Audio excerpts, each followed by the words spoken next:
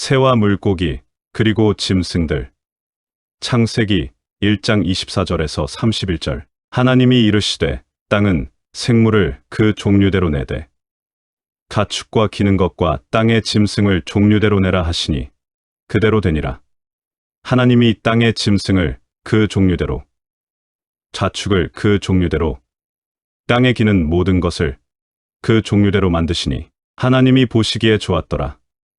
하나님이 이르시되 우리의 형상을 따라 우리의 모양대로 우리가 사람을 만들고 그들로 바다의 물고기와 하늘의 새와 가축과 온 땅과 땅에 기는 모든 것을 다스리게 하자 하시고, 하나님이 자기 형상 곧 하나님의 형상대로 사람을 창조하시되 남자와 여자를 창조하시고, 하나님이 그들에게 복을 주시며 하나님이 그들에게 이르시되 생육하고 번성하여 땅에 충만하라. 땅을 정복하라. 바다의 물고기와 하늘의 새와 땅에 움직이는 모든 생물을 다스리라 하시니라. 하나님이 이르시되 내가 온 지면에 씨 맺는 모든 채소와 씨 가진 열매 맺는 모든 나무를 너희에게 주노니 너희의 먹을거리가 되리라.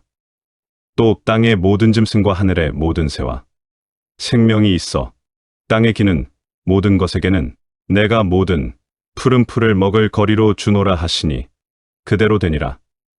하나님이 지으신 그 모든 것을 보시니 보시기에 심히 좋았더라. 저녁이 되고 아침이 되니 이는 여섯째 날이니라.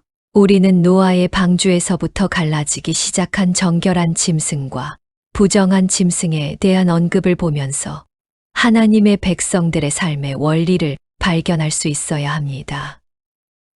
우리는 그 속에서 나의 배를 불리기 위해 남을 죽이는 그러한 세상의 힘의 원리에서 벗어나 평화의 사람, 화평케 하는 자로 구별되어 살아야 하는 성도의 삶, 십자가의 삶을 읽어낼 수 있어야 합니다.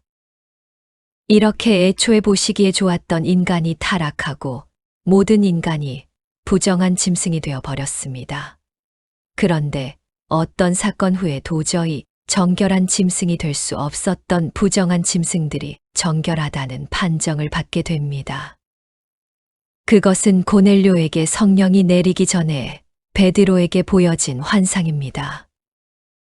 이르되 내가 무할례자의 집에 들어가 함께 먹었다 하니 베드로가 그들에게 이 일을 차례로 설명하여 이르되 내가 욥바시에서 기도할 때 황홀한 중에 환상을 보니 큰 보자기 같은 그릇이 내 귀에 매어 하늘로부터 내려 내 앞에까지 드리워지거늘 이것을 주목하여 보니 땅에 내 발 가진 것과 들짐승과 기는 것과 공중에 나는 것들이 보이더라. 또 들으니 소리 있어 내게 이르되 베드로야 일어나 잡아먹으라 하거늘 내가 이르되 주님 그럴 수 없나이다. 속되거나 깨끗하지 아니한 것은 결코 내 입에 들어간 일이 없나이다 하니 또 하늘로부터 두 번째 소리 있어 내게 이르되 하나님이 깨끗하게 하신 것을 내가 속되다고 하지 말라 하더라. 사도행전 11장 4절에서 9절. 하나님은 고넬료에게 성령이 임하게 되는 것을 부정한 짐승이 깨끗게 되는 것으로 설명하고 계신 것입니다. 그러니까 인간이 타락한 이후로 엄격하게 구별되었던 부정함과 정결함이 예수 그리스도의 십자가의 공로로 우리에게 성령이 주어지게 되므로 그 성령을 받은 자들은 모두 정결하게 된 것입니다. 그러니까 우리는 창세기 1장에서도 예수 그리스도의 십자가를 볼 수 있어야 합니다.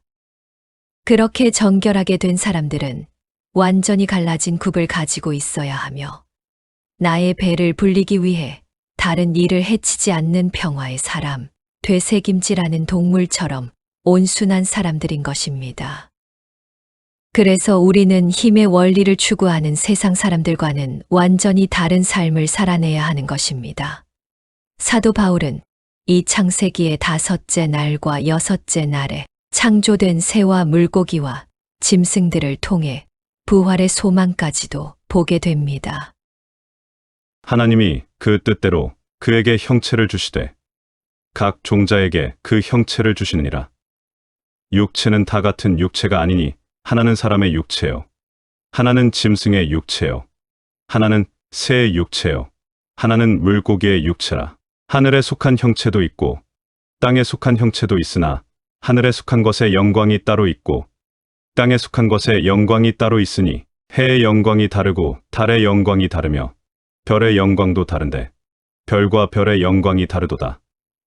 죽은 자의 부활도 그와 같으니 썩을 것으로 심고 썩지 아니할 것으로 다시 살아나며 욕된 것으로 심고 영광스러운 것으로 다시 살아나며 약한 것으로 심고 강한 것으로 다시 살아나며 육의 몸으로 심고 신령한 몸으로 다시 살아나나니 육의 몸이 있은즉 또 영의 몸도 있느니라.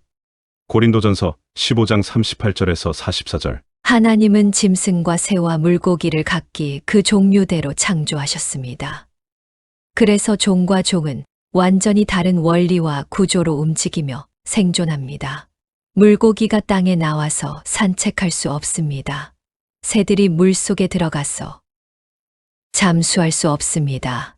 사도 바울은 하나님께서 그렇게 사람과 짐승과 물고기와 새들을 종류대로 다르게 지으신 것처럼 부활한 성도들도 완전히 다른 삶을 살 수밖에 없다는 것을 피력하고 있는 것입니다. 여기에서 성경이 말하고자 하는 것은 단순히 몸의 재질의 문제를 거론하는 것이 아닙니다. 부활한 우리의 몸의 재질이 지금 우리가 입고 있는 이 육신의 재질과 어떻게 무엇이 다를 것인가를 설명하는 것이 아닙니다. 우리는 두 번째 부활의 날을 기다리고 있지만 이미 첫 번째 부활에 참여한 사람들입니다. 우리는 죄와 허물로 죽었던 사람들이었습니다. 그런데 하나님의 은혜로 살아난 사람들인 것입니다. 많은 사람이 부활의 몸에 대해 관심이 많은데 그건 별로 중요한 것이 아닙니다. 부활한 사람들은 어떠한 삶을 살게 되느냐가 중요한 것이지.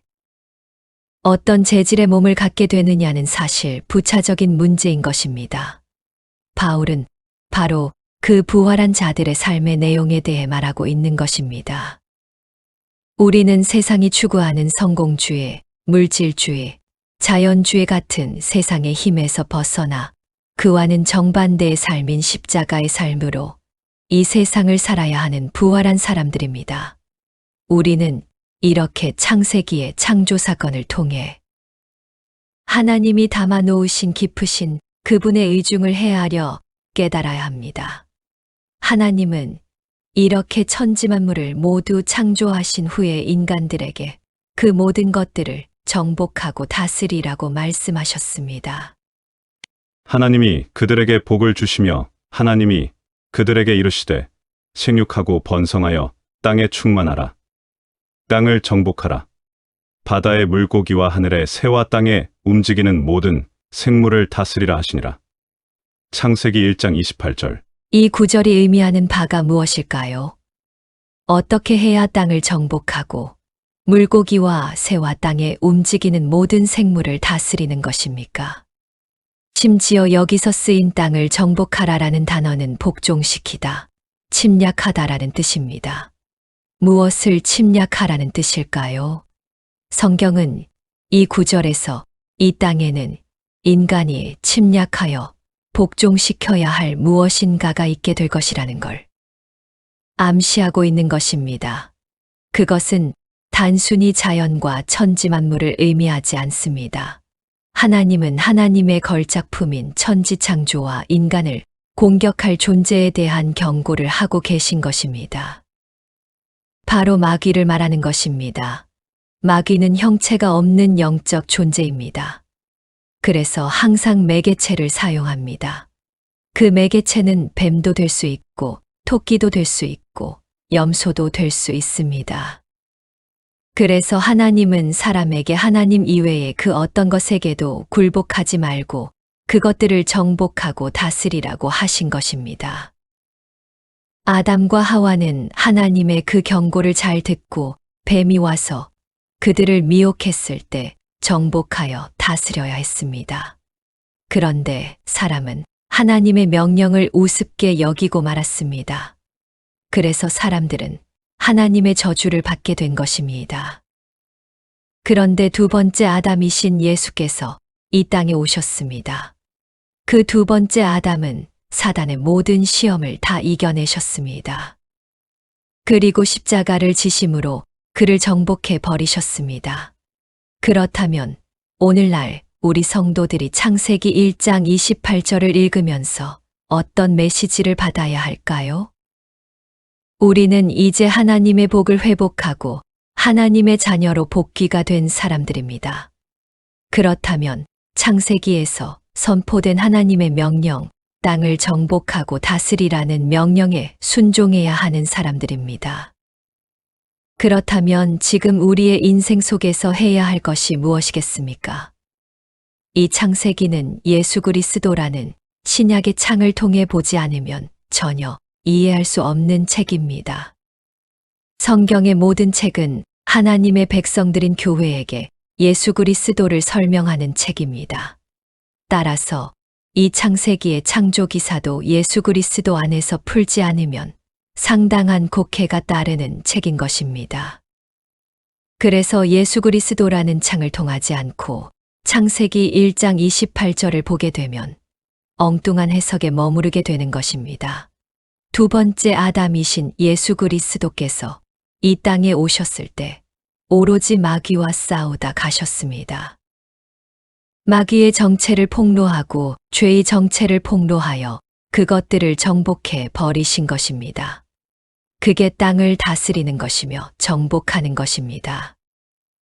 따라서 하나님의 자녀로 회복된 우리가 이 창세기 1장 28절을 읽으면서 들어야 할 하나님의 음성은 너희는 지금 땅을 정복하고 있는 마귀를 침략하여 그들을 정복하라인 것입니다. 그렇다면 우리가 어떻게 사는 것이 마귀를 정복하고 다스리는 것입니까? 예수께서 이 땅에서 어떻게 마귀에게 승리를 하셨는지를 배우면 됩니다. 마귀는 온 힘을 다해 예수님을 핍박하고 시험했습니다. 그리고 자기 휘하의 사람들을 동원해서 예수님을 고문하고 십자가에 매달았습니다. 그때 주님께서는 인내하셨고 용서하셨고 불쌍히 여기시며 십자가를 지셨습니다. 이게 바로 마귀를 이긴 삶입니다. 다른 말로 하나님의 성품을 세상에 드러내심으로 마귀를 이기신 것입니다. 우리가 마귀를 이기고 정복할 수 있는 유일한 길은 우리가 하나님의 성품인 성령의 열매를 맺으며 사는 길밖에 없는 것입니다. 그리고 우리가 처한 상황과 조건과 우리에게 일어나는 사건들로 인해 휘둘리지 마십시오. 우리는 그 상황들과 조건들과 사건들을 예수 그리스도 안에서 다스려야 하는 사람들입니다. 그런 것들에게 정복당해서는 안 됩니다. 우울해하지 마시고 절망하지 마십시오. 그건 마귀의 속임수입니다. 그 모든 것들은 우리에게 가장 필요한 최선의 것들입니다. 그러니까 그 속에서 하나님의 뜻과 계획을 잘 헤아려 오히려 잘 사용을 하셔야 합니다. 창세기의 창조를 공부하면서 하나님께서 우리 하나님의 백성들을 위해 얼마나 엄청난 계획을 준비하셨는지 봐야 합니다. 우리는 그처럼 존귀하고 아름다운 존재입니다.